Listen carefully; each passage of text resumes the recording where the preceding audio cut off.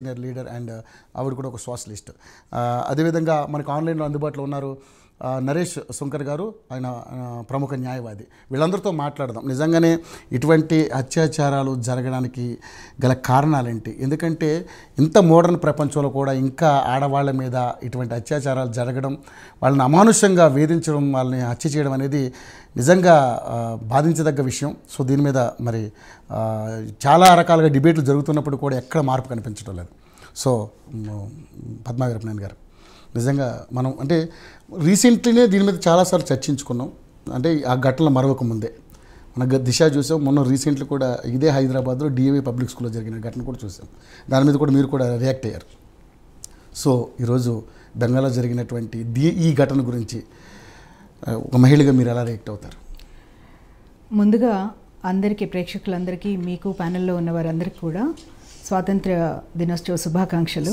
స్వాతంత్రం వచ్చిన 78 సంవత్సరాల తర్వాత కూడా ఇంకా మహిళలకు రక్షణ లేకపోవటం, అది స్వాతంత్ర దినోత్సవం రోజునే ఇలాంటి ఒక భయానకమైన సంఘటన గురించి మనందరం ఇక్కడ చర్చ జరుపుకోవటం అనేది చాలా దురదృష్టకరంగా నేను భావిస్తున్నాను. కానీ దేశాన్ని కుదిపేసిన సంఘటన ఇది.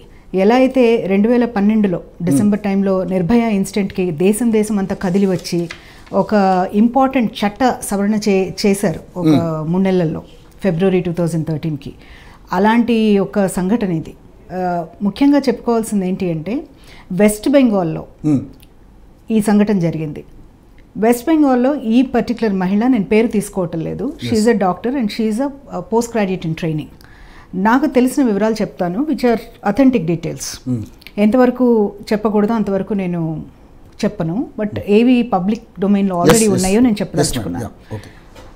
ఈ 31-year-old ఆ రోజు, ఆ పర్టికులర్ రోజు, ఇన్సిడెంట్ జరిగిన రోజు, ఆమె 36 గంటల పాటు స్ట్రైట్గా వర్క్ చేశారు. ఆవిడ 36 గంటల పాటు చేశారు. That it self is against labour laws of any country.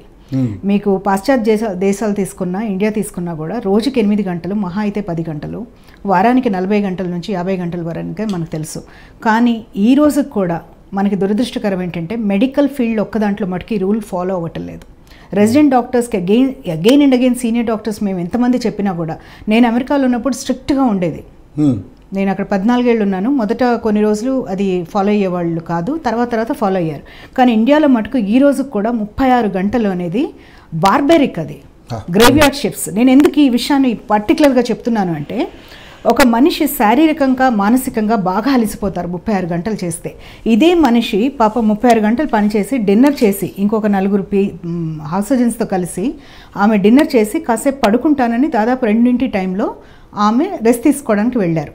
కానీ ఎక్కడ ఆమెకి సరిపోయిన స్థలము అది దొరకలేదు పడుకోవడానికి. సో ఒక సెమినార్ హాల్లో పడుకోవడానికి వెళ్ళారు ఆవిడ.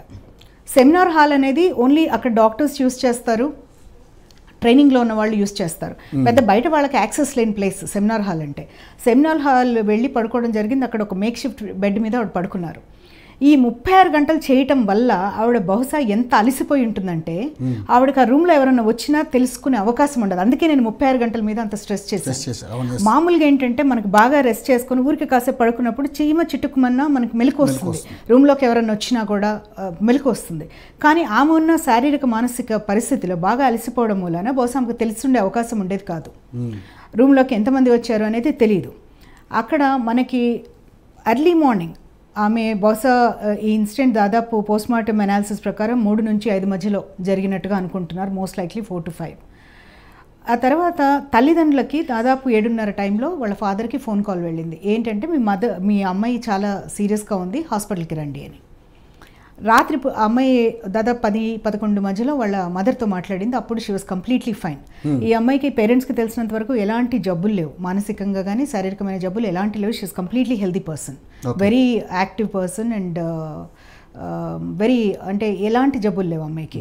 సో ఫాదర్ చాలా సర్ప్రైజ్ అయ్యారు, ఫాదర్ ఇదేంటి రాత్రి మాట్లాడిన మనిషి తెల్లారితే ఇంత సీరియస్గా ఉండటం ఏంటని. వెంటనే వాళ్ళు ఇరుగు పొరుగు వాళ్ళని కొంతమందిని తీసుకొని హాస్పిటల్కి వెళ్ళటం జరిగింది. 3 గంటలు వెయిట్ చేసిన తర్వాత కూడా ఈ అమ్మాయిని చూపించలేదు ఏం జరిగిందనేది. ఆ తర్వాత బయటికి వచ్చి చనిపోయింది అమ్మాయి, ఆ అమ్మాయి ఆత్మహత్య చేసుకుంది అని ఒక స్వీపింగ్ స్టేట్మెంట్ ఇచ్చారు. ఆత్మహత్య చేసుకోవటం ఏంటి, ఆ అమ్మాయికి అలాంటి అవసరము లేదు, అలాంటి మానసిక పరిస్థితిలోనూ లేదు అని వాళ్ళు అనుమానించి అక్కడే ఉండి వాళ్ళు ఆందోళన చేయటం, అలాగే అక్కడున్న మెడికల్ స్టూడెంట్స్ కానివ్వండి, డాక్టర్స్ ఇన్ ట్రైనింగ్ కానివ్వండి, రెసిడెంట్ డాక్టర్స్ అందరూ గుమికుడిపోయి అక్కడ కొంచెం ఉద్రిక్త వాతావరణం నెలకొంది. ఎవరైతే ఆ కాలేజ్ ప్రిన్సిపల్ ఉన్నారో, హాస్పిటల్ ప్రిన్సిపల్ ఉన్నారో, అతను వచ్చేసి ఏం చెప్పారంటే ఆ అమ్మాయి అసలు అక్కడికి వెళ్ళకూడదు, ఆ టైంలో ఎందుకు వెళ్ళింది అమ్మాయి అనేది మొదలుపెట్టారు. మొదలుపెట్టిన తర్వాత కొంతసేపటి తర్వాత ఈ ఫాదర్ని తీసుకువెళ్ళి ఆ అమ్మాయి బాడీని చూపించడం జరిగింది. ఫాదర్ చూపించిన స్టేట్లో from what I here from across the media and what is in public domain ఏంటంటే, ఫాదర్ వెళ్ళేటప్పటికి ఆ అమ్మాయి ఆ మేక్ షిఫ్ట్ బెడ్లో కంప్లీట్గా కాళ్ళు 90 degrees యాంగిల్, అంటే ఇలా కాళ్ళు ఇలా స్లే ఓపెన్ అయిపోయి తల గోడకి కొట్టుకుంటూ కళ్ళల్లోంచి బ్లీడింగ్ ఉంది, వెజైనల్ బ్లీడింగ్ ఉంది అమ్మాయికి. And pelvic, obviously pelvic bone, ఈ బోన్ ఫ్రాక్చర్ అయితేనే కాళ్ళు అలా వెళ్ళగలవు. మామూలు మనుషులు ఎవరు కాళ్ళు ఇట్లా 90 degrees చేయలేరు.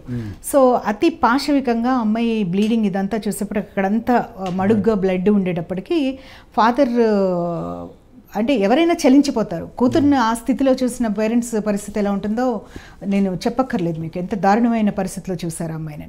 సో బయటికి వచ్చి దాని మీద గొడవ అవుతున్న సందర్భంలో ఆ ప్రిన్సిపల్ అప్పుడు నేను రిజైన్ చేస్తున్నానని చెప్పేసి రెసిగ్నేషన్ లెటర్ ఇచ్చాడు. రెసిగ్నేషన్ లెటర్ ఇచ్చిన తర్వాత వితిన్ 1 day అతన్ని పక్కన దగ్గర ఉన్న ఇంకొక మెడికల్ కాలేజ్కి అతన్ని వేశారు, ప్రిన్సిపల్గా వేసేసారు అక్కడికి. సో వెళ్ళిపోయారు. ఆ ప్రిన్సిపల్ గురించి అనేక మంది చెప్పిన మాటలు ఏంటంటే, అక్కడ సెక్యూరిటీ ఆఫీసర్గా చేసిన ఒక రిటైర్డ్ పోలీస్ ఆఫీసర్ చెప్పిన మాటలు ఏంటంటే, ఇతను బాడీ గార్డ్స్ని వేసుకొని తిరిగేవాడు, బౌన్సర్స్ని వేసుకొని తిరిగేవాడు. అతను అక్కడ ఉన్న అంటే హాస్పిటల్లో రెగ్యులర్గా జరిగే మరమ్మతులు వాటిలంతా కమిషన్స్ తీసుకునేవాడు, చాలా కరప్ట్ పర్సన్, పిల్లలకి లిక్కర్ సప్లై చేసేవాడు, ఇట్లా అన్ని అతని మీద చాలా ఎలిగేషన్స్ ఉన్నాయి. అతని మీద చాలా అంటే పొలిటికల్ పవర్ ఉన్నవాడు, చాలా విచ్చలవిడితనం ఉన్న పర్సన్ ఇతను అనేది బయటకు వస్తుంది అతని గురించి. ఇక్కడ మనం గుర్తుపెట్టుకోవాల్సింది ఏంటంటే, స్వయంగా ముఖ్యమంత్రి ఒక మహిళ, బెంగాల్ ముఖ్యమంత్రి ఒక మహిళ, వెస్ట్ బెంగాల్, ఆమె అక్కడ లా అండ్ ఆర్డర్ చూస్తున్నారు, హెల్త్ డిపార్ట్మెంట్ చూస్తున్నారు. కానీ ఈ విషయం బయటకు వచ్చినప్పుడు, అండ్ ఆ ముక్కతే కాదు, అక్కడ 12 మంది లేడీ ఎంపీస్ ఉన్నారు, in addition to multiple women MLAs. బెంగాల్లో 12 మంది ఎంపీస్ ఉన్నారు మహిళలు. ఒక్కళ్ళు కూడా ఇన్సిడెంట్ మీద 3 రోజులైనా 4 రోజులైనా ఒక స్టేట్మెంట్ ఇవ్వడం కానీ, పరామర్శించడం కానీ, ఏం జరుగుతుందని ఎంక్వైరీ చేయడం కానీ, పోనీ ఈ ఇష్యూ మీద ఏమన్నా ఒక ఆందోళన చేయటం కానీ, కనీసం ఒక క్యాండిల్ ర్యాలీ చేయటం కానీ, మద్దతు తెలపడం కానీ, ఆందోళన చేస్తున్న మెడికోస్ కానీ, మెడికల్ ఫ్రెటర్నిటీకి వాళ్ళు మద్దతు తెలపడం కానీ ఏమీ లేదు. పైపెచ్చు ఏంటంటే కూడబలుకున్నట్టుగా ఇది సూసైడ్ అని చెప్పారు. అది ఏ విధంగా సూసైడ్ కానే కాదు. ఎందుకంటే post mortem was very clear, time ఎప్పుడు జరిగిందో చెప్తున్నారు. ఇదే కాకుండా అంటే 12 పేజీలు పోస్ట్మార్టంలో కేవలం ఆమె జననాంగాల మీద జరిగిన ట్రామా మీద రాశారు అంటే మీరు ఊహించుకోండి ఎంత దారుణమైన ఒక ఇన్సిడెంట్ ఇది అనేది. దాదాపు 150 ml సెమెన్ ఆ అమ్మాయి వెజైనాలో దొరికింది. ఇది ఎందుకు ఇంపార్టెంట్ అంటే, వీళ్ళు ఇన్సిడెంట్ జరిగిన ఒక 3వ రోజున ఒక అతన్ని పట్టుకొచ్చారు. ఒక అతన్ని పట్టుకొచ్చి మేము ఇతన్ని అనుమానాస్పదంగా తిరుగుతూ ఉంటే, కెమెరాస్లో కనిపిస్తూ ఉంటే, ఈ అమ్మాయి దొరికిన పక్కనే ఒక బ్లూటూత్ పగిలిపోయింది ఒకటి ఉంది. సో ఆ బ్లూటూత్ ఇది తీసుకొచ్చేసి ఇతన్ని తీసుకొచ్చి మేము మ్యాచ్ చేస్తే ఇతని ఫోన్ ఆన్ చేయగానే ఇదైంది. సో ఇతనే లైక్లీ కల్ప్రిట్ అని చెప్పి అతన్ని పట్టుకోవడం, అతనేమో నాకు ఉరేసేసేయండి అని అతను చెప్పడం, అది చాలా డ్రమాటిక్గా ఉంది. అంటే ఒక రిమోర్స్ కానీ ఏమీ లేదు. మీరు ఒక్కసారి ఊహించి చూడండి, ఎవరైనా 3ంటికి 4ంటికి తెల్లవారుజామున లేచి, ఆ టైంలో లేచే వాళ్ళు ఎవరు ఉంటారండి, వాకింగ్కి వెళ్ళే వాళ్ళు ఉంటారు 4ంటికి.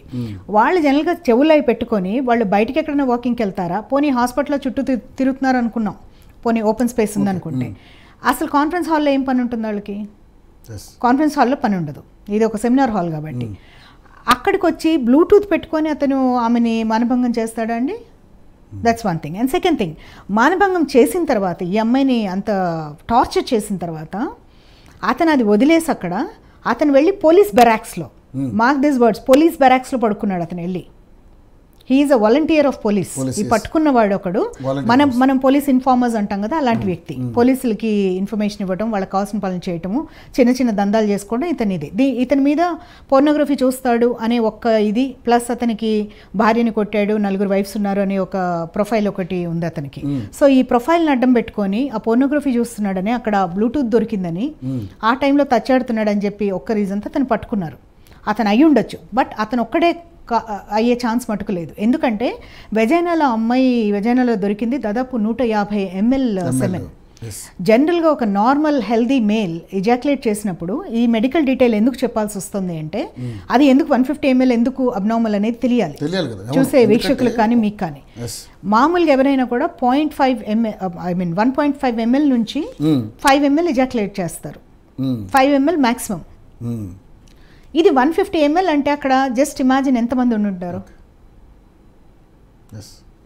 That is one thing. And second thing, ఈ పట్టుకున్న వ్యక్తి ఎవరైతే ఉన్నాడో చాలా బక్కపలుచుగా మీరు చూసుంటారు టీవీస్లో కూడా, చాలా అసలు బలం లేని వ్యక్తిలాగా చాలా బక్కగా ఉండి బాగా తాగేసి ఉన్నాడు.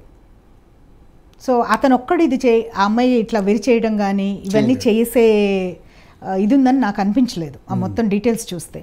సో మల్టిపుల్ పీపుల్ ఇన్వాల్వ్ అయ్యారు, మల్టిపుల్ వ్యక్తులు ఉన్నారు అక్కడ ఇన్సిడెంట్ జరిగినప్పుడు సీసీ కెమెరాస్ ఏవైతే ఉన్నాయో అవన్నీ పనిచేయటం లేదు. ప్లస్ ఇది అయిన తర్వాత, ఇన్సిడెంట్ అయిన వెంటనే ఎవరైనా కూడా పోలీస్ ఇన్వెస్టిగేషన్ జరుగుతున్నప్పుడు ఆ ఏరియా అంతా కార్డన్ ఆఫ్ చేసేసి సాక్ష్యాలు సేకరించడానికి క్లూస్ టీమ్కి, ఫోరెన్సిక్ వాళ్ళకి అవకాశం ఇస్తారు.